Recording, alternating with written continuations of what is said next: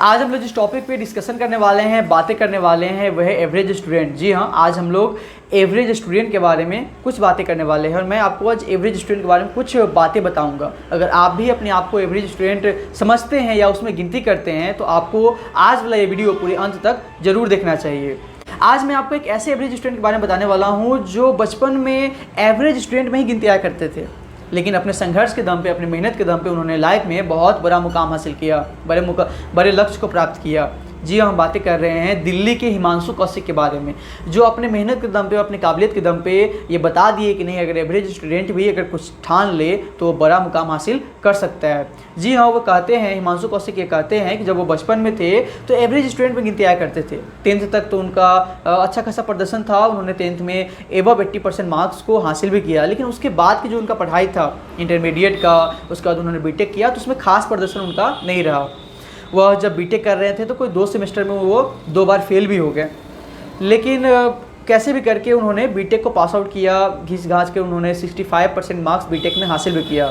उसके बाद उनको कोई एक आईटी फॉर्म में जो है जॉब भी लग जाता है और वहाँ पे वो जॉब करना चालू भी कर देते हैं। जॉब करते करते उनका 3 साल समय उसमें बीत भी जाता है और वो उसके बाद सोचते हैं कि क्या लाइफ में यही करते रहना है, क्या हमें लाइफ भर यही करते रह जाना है। हिमांशु कौशिक जब पढ़ाई कर रहे थे तो उन्हें यूपीएससी का भी एग्ज़ाम देना वो चाहते थे, लेकिन उनके घर वाले और रिश्तेदार और दोस्त इतने ज़्यादा उन्हें डिमोटिव करते थे कि भाई तेरे बस का तो ये बात नहीं है, तुम तो इसमें कुछ कर ही नहीं सकता है। इस यूपीएससी को क्रैक करने के लिए बच्चे सब टैलेंटेड, सब बच्चे इसको क्रैक करते हैं, जो बहुत बड़े बड़े पढ़ाई लिखाई किए रहते हैं, जो बहुत टैलेंटेड बच्चे होते हैं वो इसको क्रैक करते हैं, तेरे बस का तो ये बात नहीं है, तू तो एवरेज स्टूडेंट है। हिमांशु कौशिक ये सब बातें से डिमोटिव हो जाते थे और उसके बाद वो फिर अपने जॉब में ही लगे हुए रहते थे कि भाई जॉब ही कर लेते हैं। घर वाले और रिश्तेदार उनका ये सोचते थे कि भाई जो है यह यूपीएससी के चक्कर में जो है जो जॉब लगा हुआ है इसको भी कहीं ना छोड़ दे और इसका लाइफ जो है बर्बाद हो जाए। ये बातें कह के उसको जो है हिमांशु कौशिक को डिमोटिव करते थे।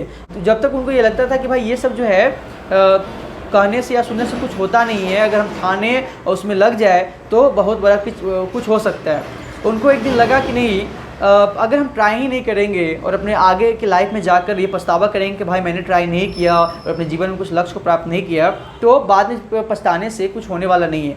तो उन्होंने डिसाइड किया कि नहीं, जॉब को मैं साइड करने वाला हूँ और मैं जाके यूपीएससी का तैयारी करूँगा। तो उन्होंने जॉब को जो है छोड़ दिया और उसके बाद पूरे एकाग्र होकर, पूरे मेहनत के साथ, पूरे संघर्ष के साथ एक लक्ष्य को तैयार किया कि मुझे यूपीएससी क्रैक करना है और उसके परीक्षा में, उनके तैयारी में जो है वह लग गए।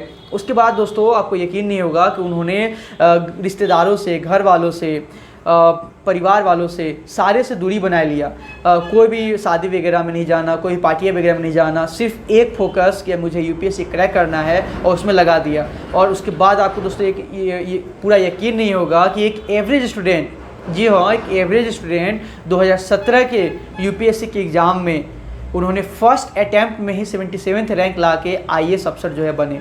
जी हाँ, एक एवरेज स्टूडेंट भी अगर चाह जाए, वह एक लक्ष्य को तैयार कर ले तो एक बहुत बड़ा मुकाम हासिल कर सकता है। इसका उदाहरण हम लोग एक हिमांशु कौशिक से ले सकते हैं। तो अगर आप दोस्तों अगर अपने आप को एवरेज स्टूडेंट समझते हो तो घबराने की ज़रूरत नहीं है, बस एक लक्ष्य को तैयार करो और उस लक्ष्य में जुट जाओ पूरे संघर्ष के साथ, पूरे मेहनत के साथ और पूरे ईमानदारी के साथ। तो आप भी अपने जीवन में इतने बड़े मुकाम हासिल कर सकते हो जिसका कोई कल्पना भी नहीं कर सकता है। वो कहा जाता है ना कि किसी के कहने से या कुछ सुनने से कुछ होता नहीं है, बस हमें अपना प्रयास जारी रखना चाहिए और आगे बढ़ते रहना चाहिए। हम भी एक दिन अपने लक्ष्य को ज़रूर प्राप्त करेंगे। दोस्तों उम्मीद है कि आपको ये वाला वीडियो बहुत अच्छा लगा होगा। लाइक ज़रूर करें, शेयर कमेंट भी ज़रूर करें। हम मिलेंगे आपसे अगले लाइफ लेसन वीडियो में। तब तक आप अपना ख्याल रखिए, माता पिता का भी ख्याल रखिए। धन्यवाद।